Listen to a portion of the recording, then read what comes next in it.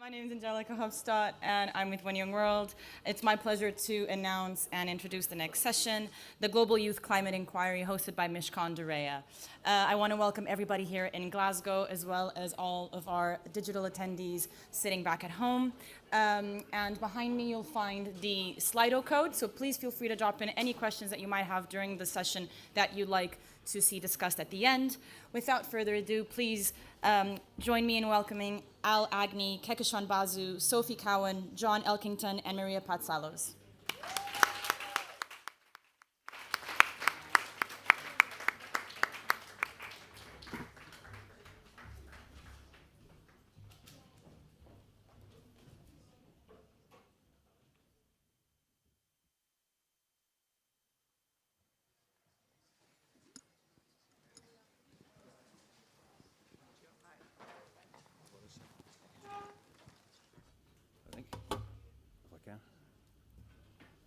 Welcome, everybody. Thank you very, very much for joining us this afternoon. It's great, in fact, it's just great to be here, but it's great to be amongst and to see so many friends, so many colleagues, so many amazing youth leaders with us. I'm Alex Rhodes. I'm a partner at Mischon's. My job is to speak very briefly to thank you all on behalf of us, Mischon's, our partners, the Democracy and Culture Foundation, and of course One Young World, who are hosting us here. And also to thank the 22 contributors to the inquiry from 19 countries, from Syria to Bangladesh to Congo to everywhere in between. And also to thank our esteemed panel, some of whom are here today, but also our broader panel who led the virtual inquiries that we ran to draw out the evidence from those young people. I was going to give just a brief introduction. So what is the inquiry? The inquiry called for evidence from young leaders on how climate change is impacting them and their peers. But also, and I think possibly for the first time, it called for evidence from them on the obstacles that they're facing in participating in taking climate action, in decision-making and in action-taking, and also to identify what initiatives are actually working for them in empowering themselves to take that action. So why is this important? And I think there are several reasons. But I was going to draw out three. I think first is fairness. Of course, the younger you are, the more you are likely to be impacted by the impacts of climate change during your lifetime. The second is about prioritization. The actions that we take are to be decided by us, and we have to work out how to prioritize those actions against other things. And it's important, I think, that young people's voices participate in the discussions as to how that prioritization of action, how that prioritization of how money is spent, how that prioritization as to how people are included at a local level, at a national level, and at a global level are made. And the final point is around absence of leadership. And this morning, some of us were at Strathclyde University for a session. And I was just going to let you know what Professor Kevin Anderson, who was the former director of the Tyndall Institute for Climate Change, said, because it struck me rather. He said, civil society and the youth movements are demonstrating leadership that has been abdicated, in his view. That he sees that leadership is a partnership between a top-down and a bottom-up approach. And in relation to climate, his concern is that the bottom part is broadly missing. Rather strikingly, he said that hope coming out of COP26, if it resides anywhere, he felt is in the communities outside the blue zone, and that they need to be engaged, even if that process is going to be messy and difficult. So steps, of course, were taken ahead of this conference to engage youth and bring them in Milan in September. And last week, of course, there was a day dedicated to youth and public empowerment. But for those of us who have been privileged enough to be here, I'm not sure that that has been reflected in our experience, in seeing the voices on the street, in seeing the segmentation of discussions in different zones, in different spaces during this conference. And that is something that we need to think about. Now, I'm going to shut up in a minute, but just before I do, I wanted to express thanks to Al in particular, who's going to chair the panel, who has done the most heroic work with a team of brilliant people, of course, and the participation of everyone I mentioned earlier. But she has done an extraordinary job of drawing together the findings from this inquiry and putting them into a clear, compendious report. And that report, hopefully, together with today's discussion, will set a baseline that further action can be taken from. That evidence given by those people presented in this format should be really powerful and should be used. The other thing is that the community that has come together through this process is a real force to deliver that change. And so with that, Al, I hand over to you.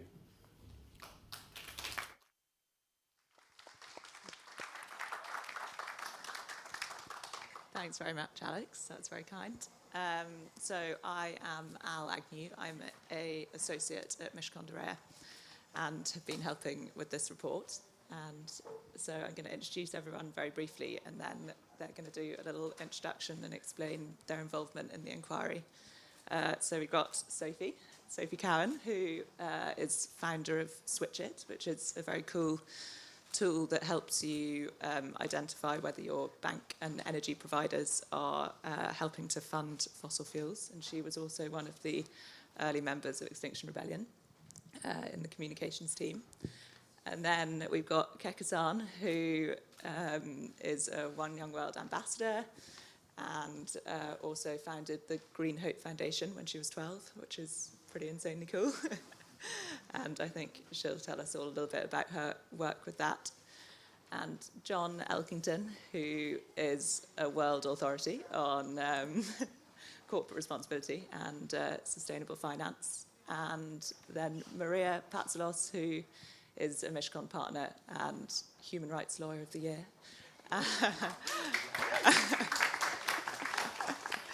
And heads up our climate migration project. So Sophie, over to you. Hello everyone, thank you very much for having us all and for this really fantastic process. It's been a really inspiring journey over the last few weeks. So my name's Sophie Cowan from switchit.green and previously coordinated the media team for Extinction Rebellion UK. And yeah, firstly was asked, so why do I feel that youth enfranchisement is so important? So I guess we all know that the future belongs to young people, and that's often one of the reasons why we're told to listen to them. But I believe there's something sort of even more important than this, as why youth voices should be listened to. Young voices are so often dismissed in global political conversations because they are perceived potentially to be newer to the world and less experienced, perhaps. But I guess the question is, what are they less experienced in? And I would suggest that they're less experienced in business as usual. And if we needed experience in business as usual in order to survive, then we wouldn't be in this mess. So when you're younger, I'm sure we all remember, you are more in touch with the world as it should be, I would argue, as it could be, and as it needs to be in order to support life. So if all of the climate conversations at the moment are about changing the way we do things, changing our financial system, our food system, or changing the system entirely, then in order to make this change, we need a revolution in imagination. And I really believe that that's where younger people can breathe this imagination into discussions, because they can highlight new perspectives that haven't already been sort of tarnished or they haven't been sucked into the current status quo. And I think we all know what that feels like.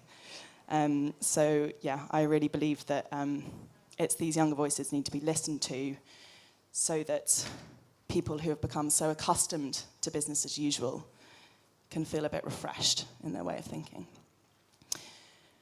So what did I learn from the inquiry? It was fantastic. There's just so much. I've got probably 2 minutes left to tell you about it. So for me, I was really struck by some of the analyses of the barriers to engagement. I think we need to be thinking about these a lot. So Paula Sleeman from Brazil, she spoke about the fake news phenomenon in her submissions. She noted that a large number of Brazilians are both receiving little information and are also overloaded with fake news. And this is just terrifying. And what she said this led to, which is the most terrifying piece of all, is a feeling of powerlessness. Nishad Shafi from Qatar talked about the declining political engagement, stating that lower voter turnout and membership in political organizations can indicate a belief that such actions do not truly allow people to influence processes, and this will affect outcomes. So I think we all know that apathy you can feel when you're looking at a political leader talk about what they're going to change and feeling like you have no power in changing their belief system and actions. But I think this is what we need to change, and clearly that's what youth voices are bringing through. So lastly, a couple of pieces that really stood out for me. The pieces that stood out for me the most, because this is what I'm particularly interested in, are the ways that people brought ideas of shifting psychological narratives. So disrupting how people think in a positive way to inspire. Aisling McCaffrey, who co-founded the Green Team Network from Ireland, one of the contributors, she works from the inside with Irish funds, the Irish funds industry, to encourage collaboration, engaging people in a different way of thinking and working in changing narratives into a bigger industry. And finally, Amira from Puerto Rico was just a hugely inspiring person. She's a geographer and a water resource specialist. She was epic. She ran a sustainable water consumption campaign, and she got her whole university to bring in a new way of treating their water systems and empowered the whole team that ran the university to ban the sale of non-reusable water bottles on campus. Now, to finish on that, I just don't think that non-reusable water bottles are going to save the world, but what is empowerment of people to believe they can make a difference, and I think that's really what came through the most from the contributors. So, thank you very much. Thanks very much, Sophie. Yeah, I really liked what Aisling had to say about it being about storytelling and finding a kind of narrative to make kind of financial institutions make it make sense to them, and that sustainability should, that it shouldn't just be a pat on the back kind of thing, that you have to find a way to tell the story in a way which gets everyone like that on board. So thanks. Hopefully we can talk about that a bit more later. Keke-san, would you? So is this working? Yes.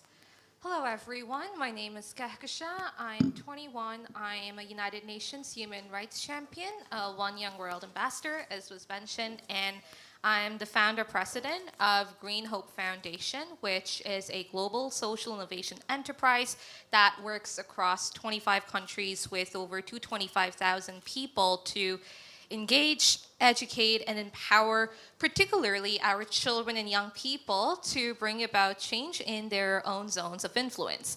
Now, before I share my thoughts on the inquiry, I'd like to show a few images. So up here, you can see the pictures of an informal settlement in Monrovia, which is the capital of Liberia, where my team and I engage with the young people on climate education.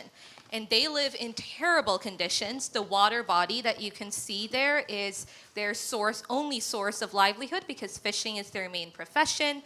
They have no access to proper sanitation, and when they have climate change-induced heavy rainfall, this water body floods, and you can just imagine how negatively that impacts the people living over there.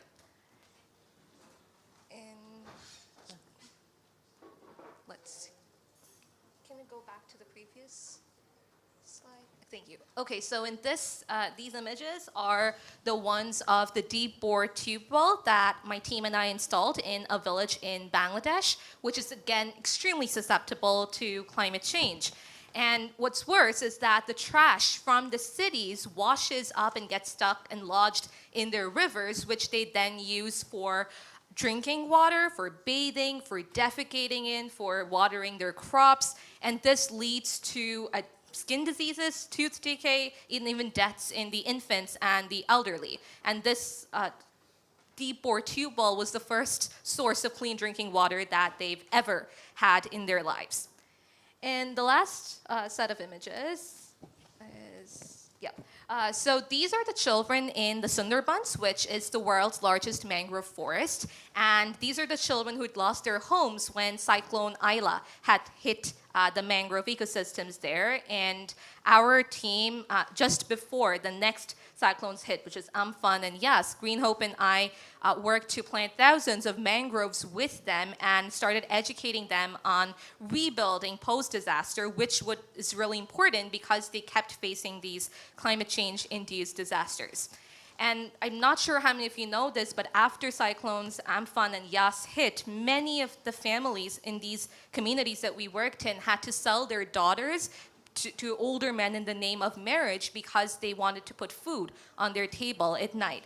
So the reason I'm talking to you about and showing you these images is because these are the ones that are affected most by climate change, and what they also have in common is that none of their children go to school. So they're faced with the climate crisis that exacerbates their lack of access to education.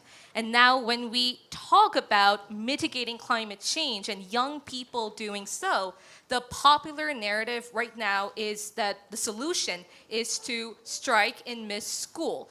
And what any of these children whom I showed you, the question remains that do you think they'd ever want to strike and voluntarily miss school? And the answer is no, because they don't go to school, because they can't afford the books, it's not safe for them to do so. And their role in this whole climate justice movement is that they want to bring about change, and for them, climate action is rebuilding their communities. And that is exactly what we do with them, whether that's building resilience or by planting fruit trees with them for long-term food security, or conducting workshops in academies where they earn their prizes of stationaries and books, so that it's never a charity from our side, but self-empowerment and tools for self-empowerment, because that is what they need. They'll not benefit from the blame game. They will benefit from infrastructure, tools of empowerment and self-empowerment, and resilience building. And that is the narrative that should be at the forefront of this climate justice movement, not just looking at young people as strikers and protesters, those who hurl abuses, or blame the government and not hold themselves accountable, but young people who are actually bringing about change at the ground level every day and fighting against climate change. And that is what myself as a contributor and my fellow contributors as well was really heartening to see reflected in the inquiry, that we need to move away and shift the narrative to the actions on the ground undertaken by young people and recognize the hard work that they're doing every single day to fight climate change and the localized actions they're taking, because what works in Europe or the US or Canada is not going to work in the global south. We need those localized actions, and I think that is what the inquiry really reflects, and the voices of the young people who actually work on the ground is reflected in that, to really bring about that shift in narrative. So I'll stop there. Thank you.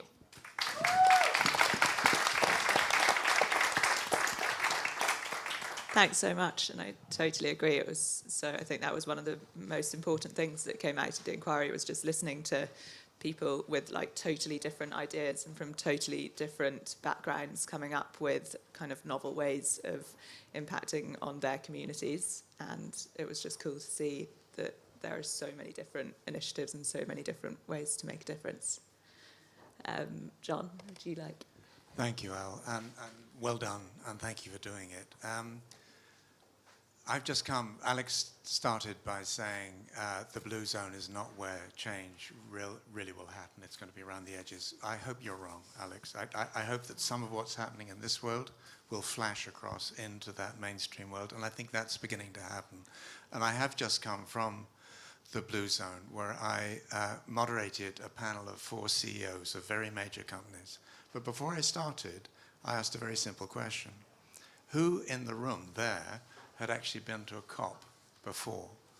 And about 3/4 of the people in the room didn't put up their hand, or it was the other way around. I said who hadn't been, and it was an overwhelming majority had never been to a COP before. And I think that's actually quite encouraging, because I think what's happening is that that COP process that has largely been behind doors is now coming out into the open.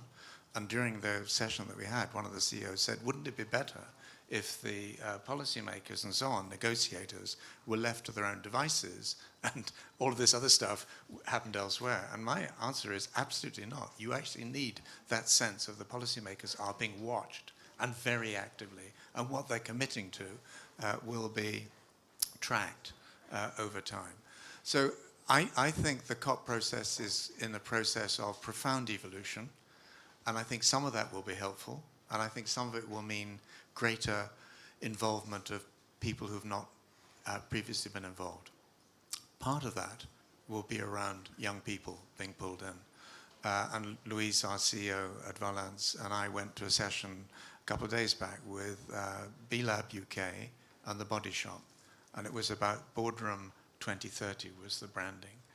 And it was, how do you bring younger people into business in a way where it's not simply being their parents giving them a guided tour around the factory once a year, or a Christmas party or whatever it might be, but they're formally asked for their advice and put in a position where their counsel, their advice can be listened to. And I think this inquiry is very much in the spirit of that. I think it's very, very timely. And if I took away, well, Sophie mentioned business as usual. And in the 90s, I sort of came, I think for the first time, up with the phrase of business as unusual. And Anita Roddick picked it up then for a book and so on. And I think it's taken, you know, a very long time for us to get collectively to the point where we now are. And where I believe we now are is we're seeing an inflection point. We've been going incrementally and being rebuffed for a very, very long time. The next 5 to 7 to 10 years are going to see extraordinary shift in consciousness, in action, and so on, but it won't always go in the right direction. So that's again where we've got to be very, very careful to monitor what's going on. And on business as unusual, I talked about language. The one thing that sticks in my mind from the inquiry really powerfully is people saying, we don't speak English. And much of this debate is happening in English. And I think one of the things that we've got to do is not just pump this out in a sort of broadcast way in other languages. We've got to be able to listen. We've got to develop the capacity to listen to people of whatever age. I think its finally point is just, we've really got to focus on young people now, but if we forget older people, you know, I was just hearing the ages, it's like being in a youthful suspects lineup, this one. I'm 72, and I feel in a weird way I'm only just getting started. And we've got to remember older people, because if they don't get involved, if they don't understand this stuff, if they see it's something that's just for younger people, they have the power to get in the way, and so I think we've got to bring them along as well. But thank you, Mischon, Reya, and One Young World for making this a possibility. Thank you.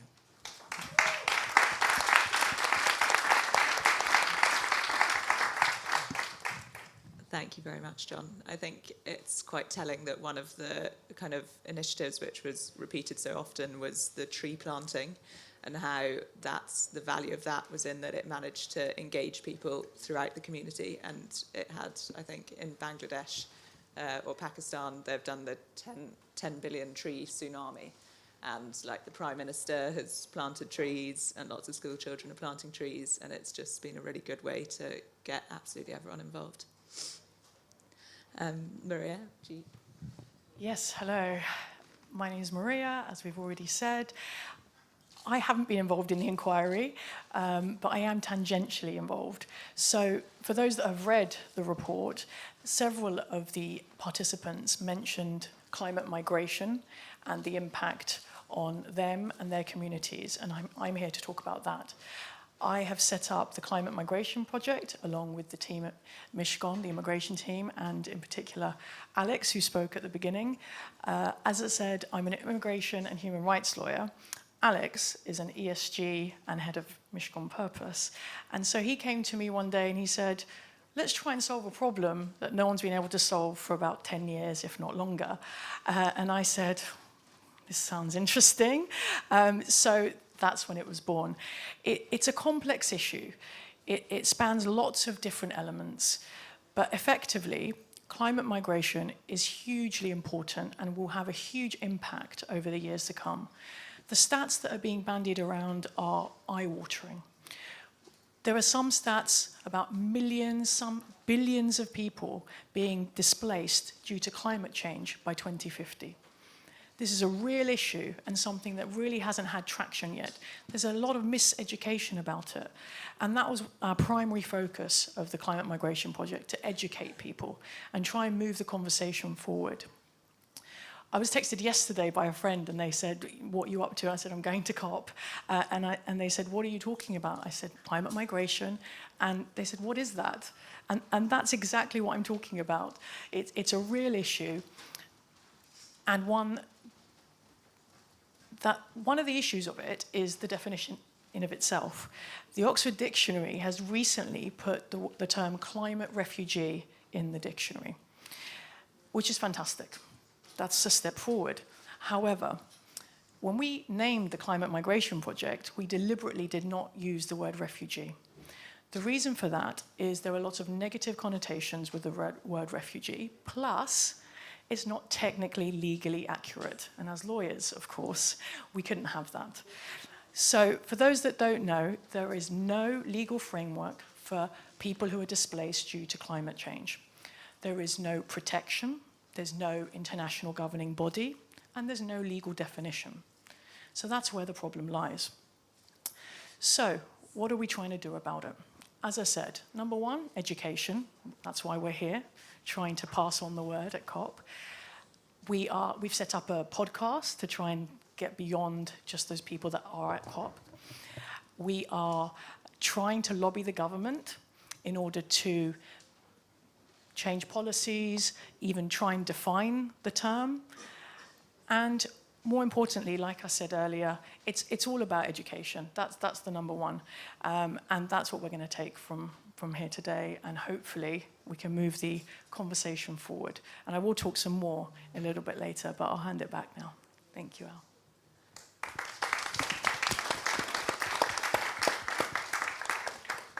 Thanks so much. So I had a couple of questions which I thought were particularly interesting from the inquiry, which I thought I'd get started with, and then everyone else can ask theirs. So one of the things which I thought was particularly striking was the evidence that we heard that decision makers, like the contributors, are heard by decision makers, but that what they say is never fed into any kind of policy decisions. And Amira, shout out to Amira again, gave me one of our favourite quotes from the inquiry. She said that in places that aren't designed by youth, leaders talk about youth like they're a thing. We need to find the youth. And then they're like, oh, we need a picture with the youth. And then they're like, yeah, we've got the youth voice. Okay, next. Which was just fantastic. So I wanted to know what you guys think about what we can do to ensure that youth voices are heard, and whether things like the Future for Fridays for Future demonstrations are actually effective in making the youth voice heard. So maybe, Sophie, that's a good one for you. Yeah, it's a massive question. And yeah, tokenism is a thing, and it's shit. And yeah, I think we've definitely seen that in my role as Extinction Rebellion, with Extinction Rebellion in the media team, placing people in interviews. It was interesting to see when media decided to pull particular voices because they didn't have time, and they'd kind of say that they would be interviewing particular people, and then whoops, there's no time. And so I think the media some corners of the media have a huge role to play in this. In the question about Fridays for Future and whether that has an impact on policy, I thought it was quite interesting actually hearing your analysis of the fact that essentially a large proportion of the world's kids can't take part in, they can't do climate strikes, and that's I totally agree with that. That's, it's not the solution for everyone. And I just wanted to sort of bring out that point, which I really believe the role of Fridays for Future and mass protest, essentially, is to disrupt the narrative.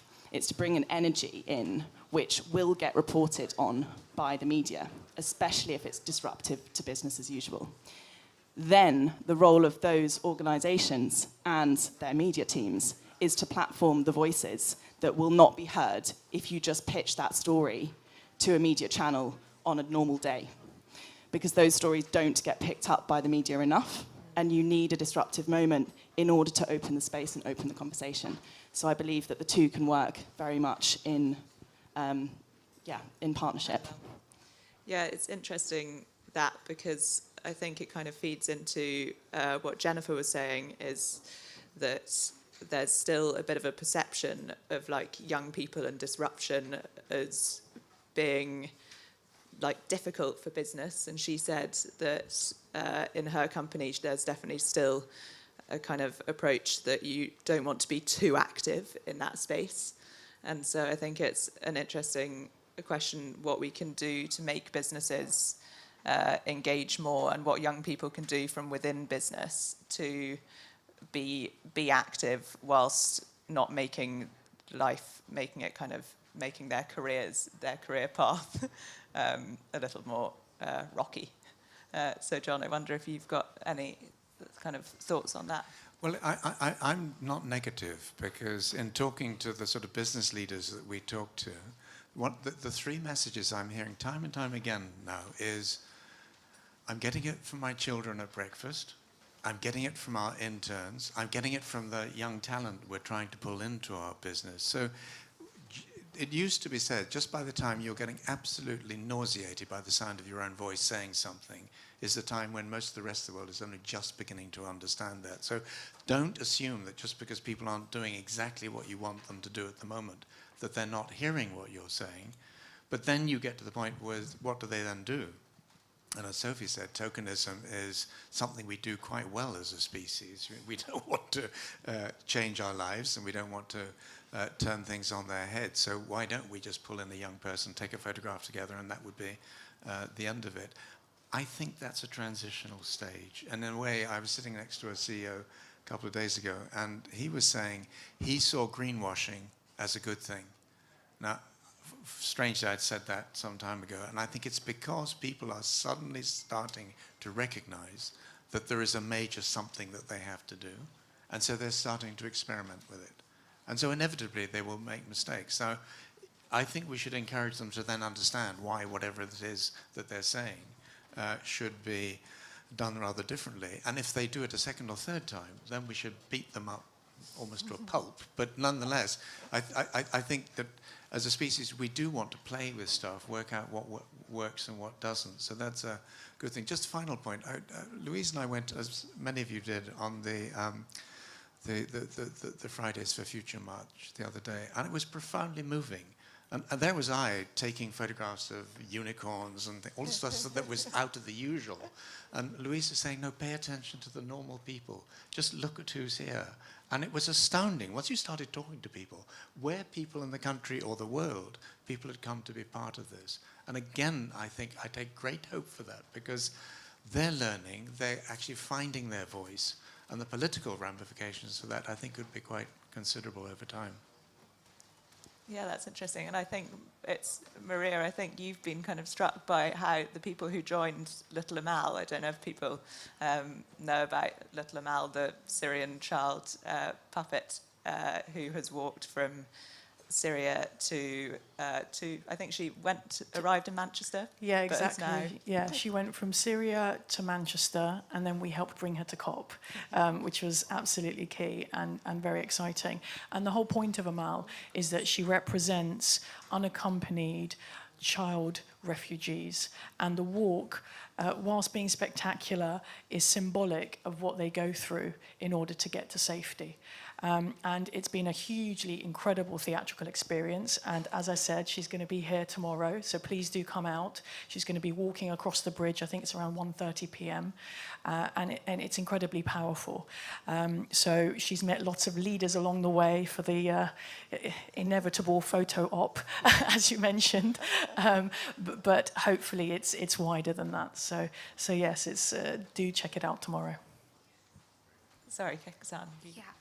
Yeah, I do agree that there is obviously a lot of tokenism, and the thing with starting and looking at the protests and then moving on to the work that is being done on the ground, that is not being done. And the problem with just saying that, oh, we've looked at the young people, they have spoken, and that's it, is that the voice of the majority of the voices of young people are still overshadowed, and just by looking at those protests, you're still getting a very global North privileged vibe from that. So I think it is now really the responsibility of everyone to really look beyond that and look to see what even the local challenges, what the local youth are saying, because not all of the businesses are based, in the global north. There are obviously very big companies and businesses in the global south as well, and their youth, as I mentioned earlier, are implementing solutions in completely different ways. So the climate strikes are not going to work there. So it's important that you listen to youth no matter where they are, in whatever way they're talking to you. But the most important thing is to actually look at youth, recognize them as people bringing about change, not looking at their age. And yeah, just going from there, and most importantly, focusing on the ground level action. So yeah, while protest is the fundamental right of any democracy, it is the actions and on the ground at the end of the day that count the most. And young people are undertaking that, and it's important that that is also taken. And Western media and media have a very big role to play in promoting that and actually taking that extra step to go out there and find those non-flashy stories and the work that is being done on the ground. Yeah, I think it was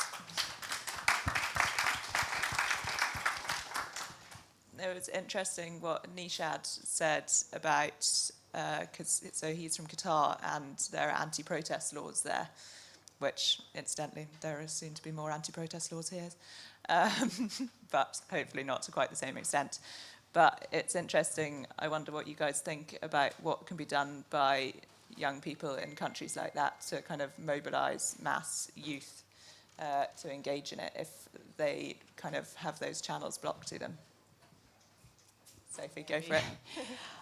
I mean, I think the biggest question is to actually engage, because, I know I'm quite aware of the protest law coming in this country, but, I haven't done the deep research into what it's like in other countries. We're all so busy often trying to work with pressuring the government in our own countries, and it's really important to actually reach out to different countries and create this sort of global network, which is what Fridays for Future have done. It's what Extinction Rebellion have done in order to learn from each other. I still believe there's, as Keksan said, and I need to say it again, such an important role for the media and also big corporations that have massive platforms to be able to share the learnings from different countries and share the stories from different countries. I mean, it's almost like we can keep talking about it, but it is as simple as that. Those stories need to be platformed, and if you're a journalist or you work in a big corporation and you're not platforming them, then you really need to question why you're doing what you're doing. It does make me quite angry when people go, oh, I have to be kind of, I have to be neutral in what I'm reporting because that's my job. And it's like, how can you be neutral in a world like it is today? Yeah. And I think so often they're not neutral. I think, they're driving unrest. I think, John, it was you who said that we're possibly 3 years away from serious civic unrest in relation to this. And I think the media has such a role to play in that. I don't know if you agree. Sorry. I've said it often before, but in the 60s, I was part of a generation that wanted to change the world and set up all sorts of protest groups and so on to do that. And then a particular point came in the 1970s where a very small subgroup of that world, got so frustrated with the lack of change, they started blowing things up. One of my friends at university went to prison for 10 years for trying to blow up British government ministers. What Anna Mendelsohn didn't help the cause, because what it did was to enable the deniers and the skeptics and all the rest of it to say, but that's what you're going to get if you go down this track. We need order, we need authority, we need all of that sort of stuff. The reason I say that it's probably not even 2 or 3 years, is to keep younger people who are going out on the demonstrations to some degree on side. Is if we don't do it properly, history never repeats itself, but there's a very real risk in my mind that these protests start to go to a very different route and it's not going to be politically constructive. And I've talked to business people, and some of them are old enough to have experienced that, can see that risk out there. And it's one of the things that's sort of saying, we have a window of opportunity now where we've got to engage. But then the question is, how do you do that in a way that is not formulaic? And if I can just say one other thing, the thing that really struck me about the Boardroom 2030 event that I mentioned, very good in spirit and intent. I don't think any of the 5 young people who came to that virtual boardroom had done proper research on the Body Shop, who were hosting it. And so David Boynton, who was sitting at the end as the CEO, was being told to do things that the company had done 20 years ago. And I went up to him afterwards and said, thank you for being granny and being told to suck eggs, but we've all got to do our research. We've really got to understand who these people are. We've got to understand how they see the world if we're going to influence them effectively and have that operate over time. Yeah, okay. Yeah, to be completely honest, especially when we're dealing with a complex issue like climate change, I don't see why protest is viewed as the first solution that a young person or any person can undertake, because no matter where you are in the world, you see a problem, you should act. And just, with a problem like climate change, as an empathetic, responsible global citizen, hold yourself accountable as well, even if you haven't created the problem, to see what you can do to bring about change. And as I mentioned in my remarks, there are so many things that young people are doing around the world and can do around the world to bring about change, and not through criticizing the government or protesting, but working with the government and with the private sector. You mentioned Qatar. We have members in Qatar, in Oman. I'm Canadian, but I was born and raised in Dubai. And let me tell you, I have never seen a better partnership of government, private sector, and civil society working together to bring about change within the nation, to make the citizens and the denizens of the country happy. And which is why I am able to sit here and say that partnerships with government and with young people, it's absolutely possible. It's just really important to build that trust from both sides, from governments and from young people, and see what the unique experiences are that are brought to the table, and then just move towards looking at our common enemy, which is climate change, and not each other. And yeah, ground level actions every single day are the ones that count the most. And just from my side, with my team members, we've planted like over 400,000 trees across the world, over 7,000 mangroves, and those are to restore ecosystems in the most climate vulnerable areas. So for us, that energy that we can use to protest, instead we use that to restore ecosystems, help protect communities from climate change-induced disasters, ensure that they have access to education. We've just installed a solar-powered mobile library that takes books to the doorsteps of children who've had to drop out permanently due to COVID, due to climate change, most of them being girls, to ensure their literacy continues and it's powered by clean energy. So there are a lot of examples of grand level change that can be brought about that doesn't have to involve protest. So it's really important that that is recognized and brought to the mainstream. Thank you.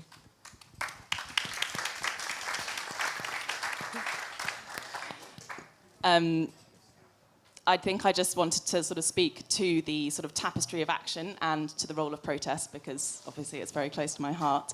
And I do believe that we should be engaging younger people there should be more opportunities for younger people to engage rather than just going out on the streets. But I think the reality in some countries, at least not in some countries, in some communities, is that there doesn't feel like there is a pathway to action. And this is exactly what we need to change. In 2019, when the Fridays for Future movement was just launching, the Extinction Rebellion movement disrupted sites in London and caused a huge racket. The amount of awareness from those actions and those protests around climate change the globe over increased an unimaginable amount. And if you want to go and look it up in terms of media coverage, there are plenty of reports that talk about 2019 and the increase in awareness of the problem. So I'm not saying that protest is the only way, but I am saying that it is an important way. Maybe 2019 was when that needed to happen, and now that engagement on a community level needs to happen. But I do just want to really stress the point that without this kind of awareness, the funding doesn't come through for community work. The coverage doesn't come through for community work. And we need to be involved in a tapestry of action to really work together and not against each other in order to help platform the projects that really youth can then start engaging with. Yeah, well, I think it's a matter of getting, I think it made such a difference, didn't it? Just in terms of giving greater accountability and forcing governments to actually engage, because people suddenly sat up and listened a little bit more. So I think, although sometimes a little irritating, it was probably a good thing. I wondered if there are any questions from the people online. I'm not sure if... there are? Okay, great. Do you want me to give... Great. Thank you. Yeah, we've got loads of questions coming in from online today. I wanted to pose a question here that I thought was interesting, which is sent in by Alejandro from Mexico, who says, what do young people, young leaders, and older generations, especially those in power, stand to gain from intergenerational dialogue? I can answer that. Great. Yeah, Jesus, okay. Intergenerational dialogue, intergenerational solidarity is absolutely crucial. I think there are good and bad people in every generation, and it's important to find those good people in the generations and just bring in the unique knowledge that every single person has with their experiences, with their lived experiences. And, that really creates a more holistic way of addressing the problems. I mean, if you talk to the older generations, you'll be able to see that, okay, this is where this worked, this did not work. And when you talk to the younger generations, you get a lot of fresh new ideas, which you can get from the older generations as well, honestly. But yeah, it just brings in that more holistic way of looking at problems. And for someone who works a lot with people who are above the age of 85, mostly in the faith movement, as the youngest trustee of the Parliament of the World's Religions, a lot of people are 85, 90, 95, and it's just wonderful to hear about the work that they did when they were younger and still continue to do to bring about a better world. And as a young person, it's a learning experience for me. So, you never stop learning, you never stop working, you never stop acting, and it's just important to recognize, once again, not each other as the enemy, but climate change and our world's problems as the enemy. So intergenerational solidarity is extremely important. Can I just do a quick one, which is, in a normal world, wisdom tends to go from older, more experienced people to younger people. In the sort of abnormal, disrupted world we're moving in, it's increasingly got to go the other way. But one of the things I see increasingly is people saying, you know, I'm 60, I'm 70, I'm 80, whatever. I tried. I was a human rights activist. I was an environmentalist, whatever. It didn't work. And now it's over to the younger people. And they say that as a stepping back. And I think that's deadly dangerous. And I don't like Amazon, but some of you will have seen their television advertisement, halfway through which a young boy says, I'm only 6, you figure it out. And I think there is this real danger that we're going to try and cascade responsibility to this to younger people who just should be doing other stuff, as Greta has said. You know, I should be getting an education. Well, she's had a ferocious education as well. But I think intergenerational dynamics are probably the most important part of this whole story. Yeah, I think that's so important.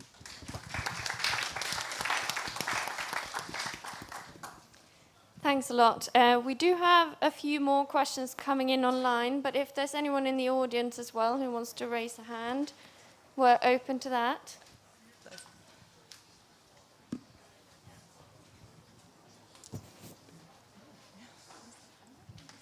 Hi.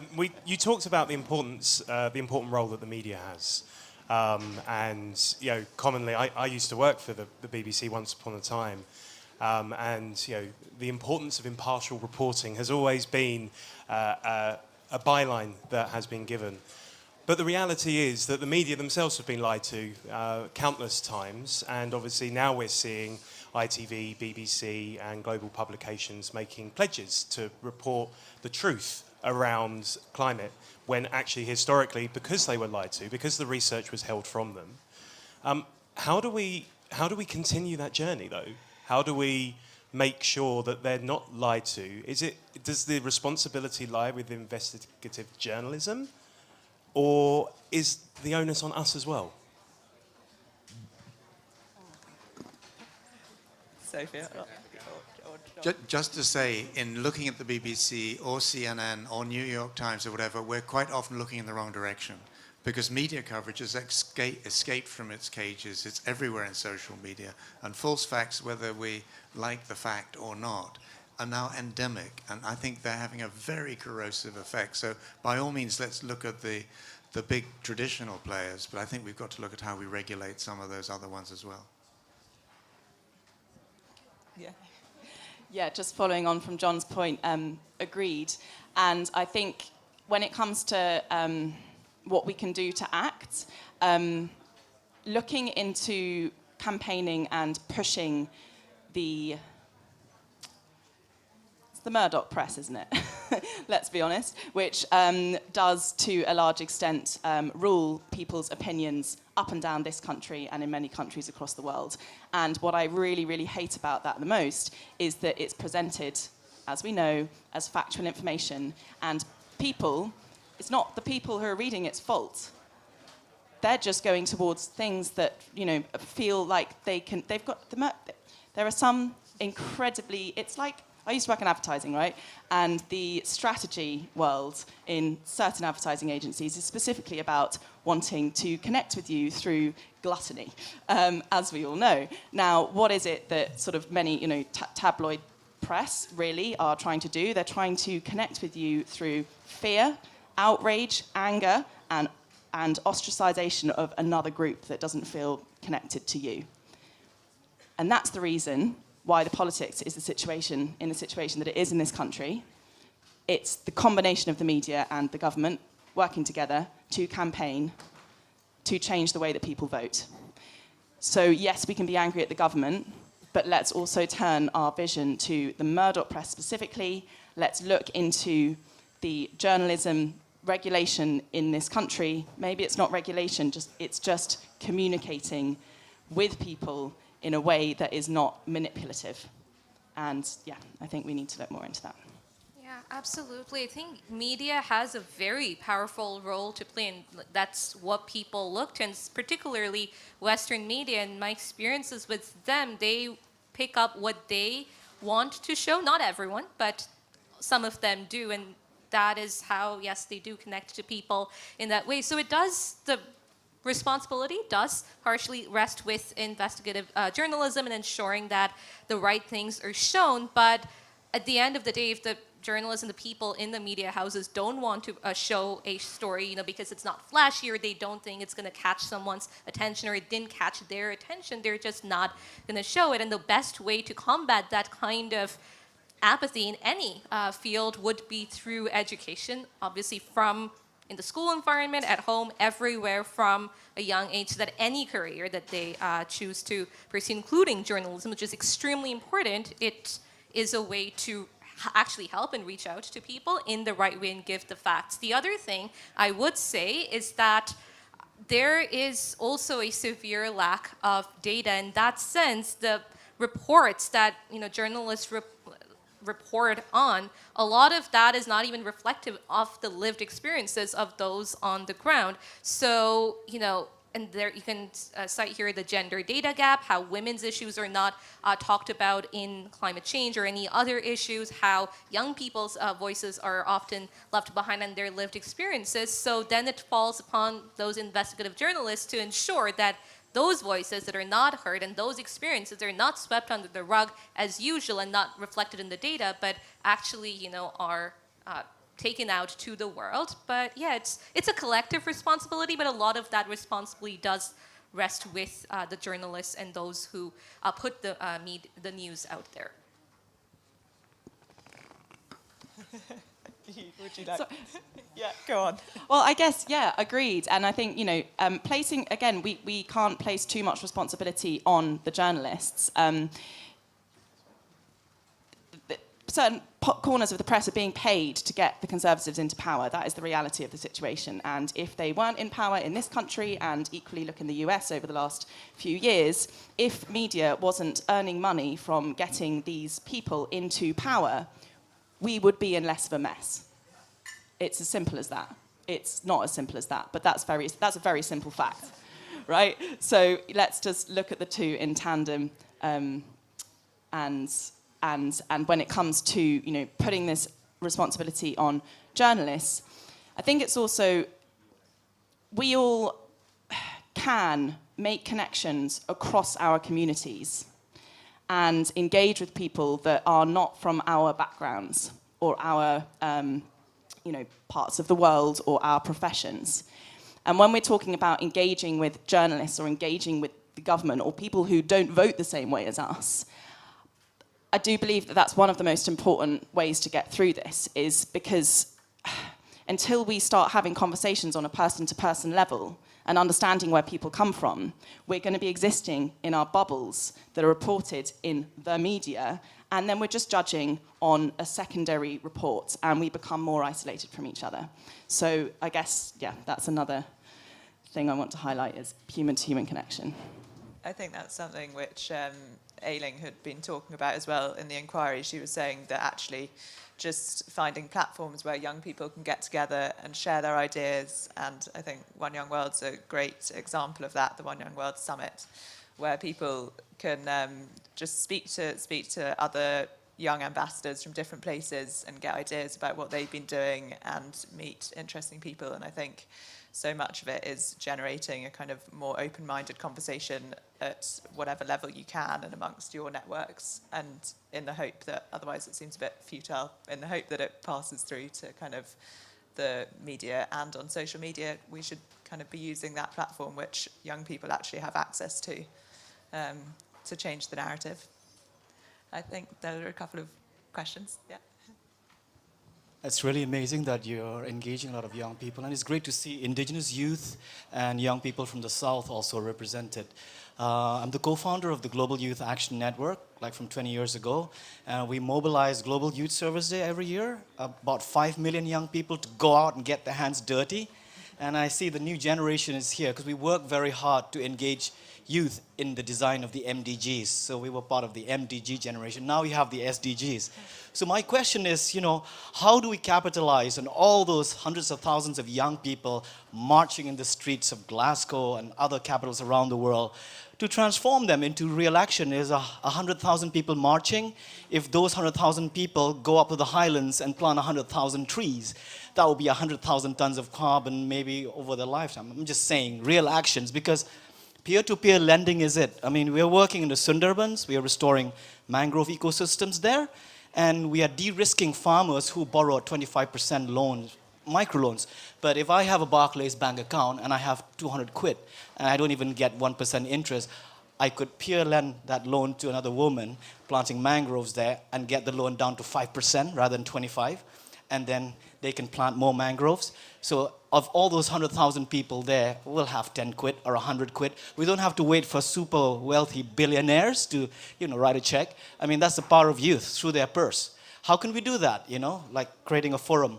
Because sometimes Facebook, and there's lots of fake news even about climate change, and if young people are not educated on climate change, they will be led the wrong way. And there are a lot of young people out there that are off the grid, whose voices will never be here. So that's our challenge, and I don't know what you think about that, of capitalizing the energy from the streets into real trees on the ground. Thank you. Yeah, I can take that. Yeah.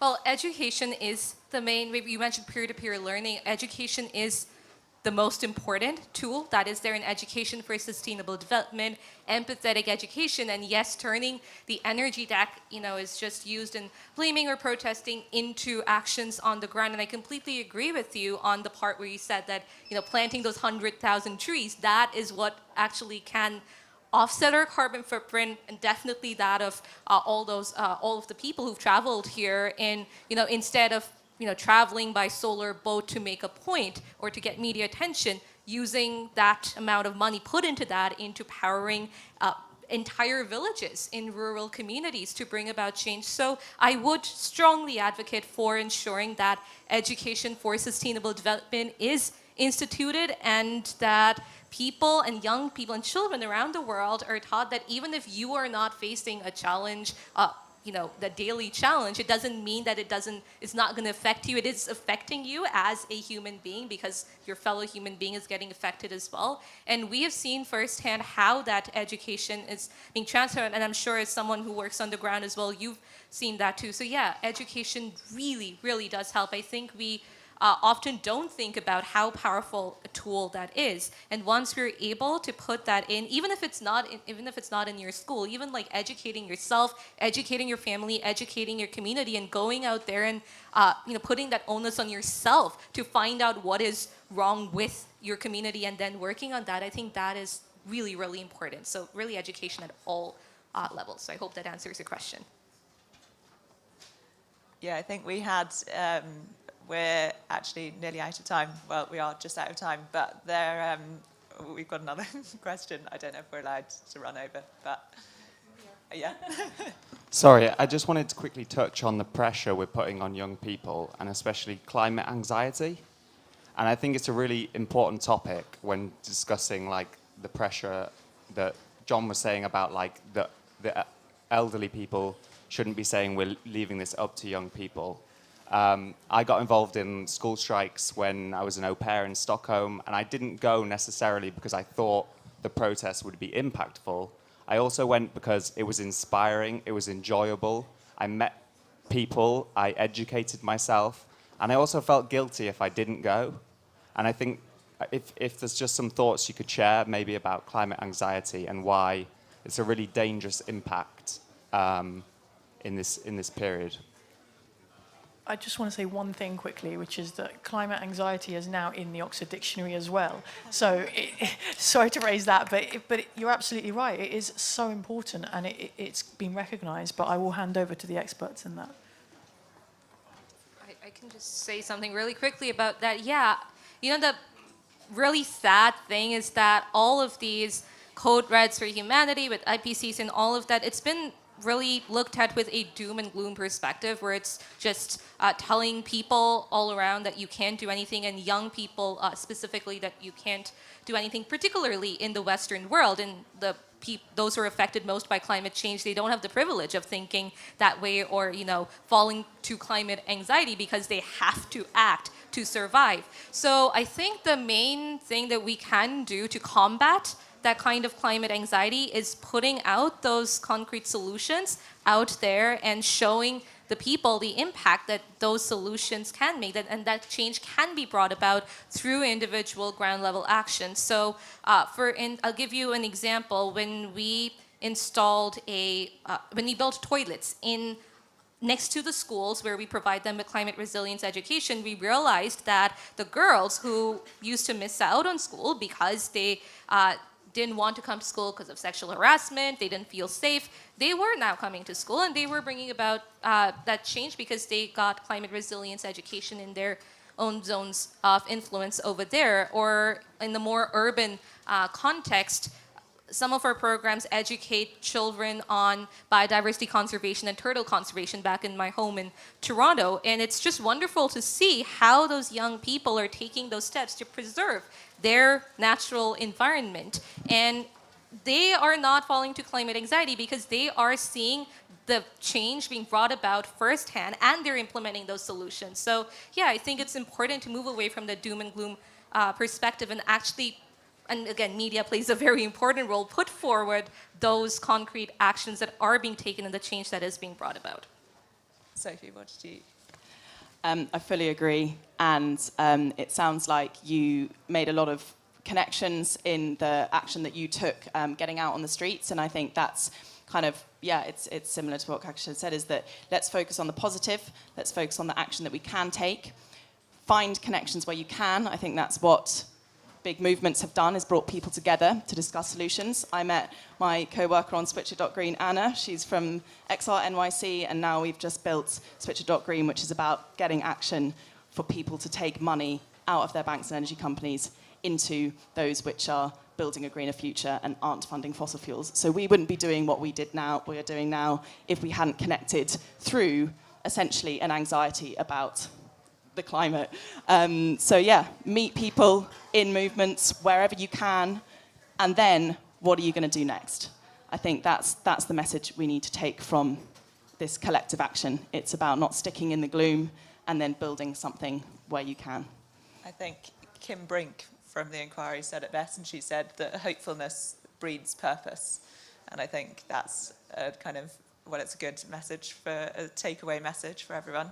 And in the report, there is a list at the end of the report, which there's a QR code for anyone, or there are some business cards down there with the QR code to access it. But it has an amazing list of all of the initiatives at local, national, and global level, which the contributors mentioned, and which they kind of endorse as having been a real success. And there are lots of different kind of themes and keys to their success, which we talk about more. But I think it's a real testament to the fact that there is hope and there is action being taken. And yeah, I think we can move forward hopefully in a positive way from here. So I want to say a huge thank you to all of our panelists, and also to our partners in this, who were the Democracy and Culture Foundation and One Young World, who have been amazing. And also to all the contributors who, gave an amazing amount of time and energy and passion to take part in it. So thank you to them. And I think there is some money behind the bar if anyone wants to join us for a drink afterwards. That would be great, and we can keep chatting. Thank you very much for having us. Thank you.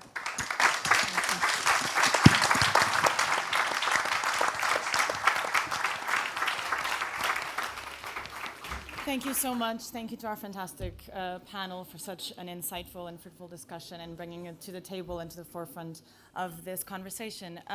Please stick around for the next session at 5 p.m. and tune in as well. Thank you so much, everybody.